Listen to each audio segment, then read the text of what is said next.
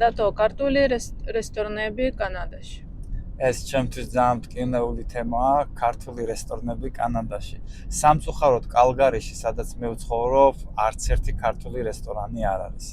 1.5 მილიონზე მეტია მოსახლეობა კალგარიში და მთელს ალბერტაში დავგუგლებ, მოვძებნე TripAdvisor-ზეც ვეძებე, ქართული რესტორანი არ არის. ქართული რესტორნები არის დიდ ქალაქებში კანადაში, როგორიც არის ვანკუვერი, მონრეალი, ფრანგული მხარე და ტორონტო. ვინიპეგშიც არის, ვინიპეგი არის მანიტობის დედაქალაქი. ერთ-ერთი ყველაზე ცუდი ადგილი არის მთელ კანადაში. იქაც კი არის ერთი ქართული რესტორანი. ერთ-ერთი ქართული რესტორანი, რომელშიც მე ვიყავი კანადაში, ეს არის მონრეალში, თუ არ ვცდები, ხავე სახელს გავიხსენებ. კავკას, ესე ქვია, კავკასია, ხო, კავკას და Google-ში წერია, რომ ქართული სამზარეულოა, მაგრამ ადგილზე რომ რეალურად მივედით, დაგხვდა, ხინკალიც დაგხვდა, რა თქმა უნდა, რაღაც ქართული სამზარეულო იყო ხაჭაპურიც, მაგრამ სომხურიც და აზერბაიჯანული სამზარეულოც იყო გარეული. რაც იდეაში ცუდი არ არის, მაგრამ მაინც ახლა მთლად ქართულ რესტორანში თავი ვერ ვიგრძენი.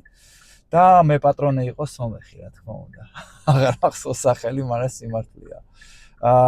ფასებს რაც შეეხება, ჩემ ჩემ ოჯახთან ერთად ვიყავი და ჩემ შვეიცარიელ მეგობართან ერთად. და მახსოვს რომ ერთი ხინკალი თუ არ ვცდები $5 იყიდა. ხო, არ ვცდები, ნახდათ ვიცი. ერთი ხინკლის ღირებულება იყო $5. აი ესე და სამზარეულო გემრიელი იყო, არაფერი დასაწუნი არ ქონდა. ერთადერთი კიდე რაც მახსოვს, ალკოჰოლი არ იყო რესტორანში. ანუ რო ვკითხე მე პატრონეს, მე თქვი ღვინო ან რაღაცა კონიაკი შენებური, არა, ლიცენზია არ მაქვსო. გადი გარეთ შეგიძლია იყიდო მაღაზიაში ალკოჰოლი და შემოიტანო, არ მაქვს არანაირი პრობლემა.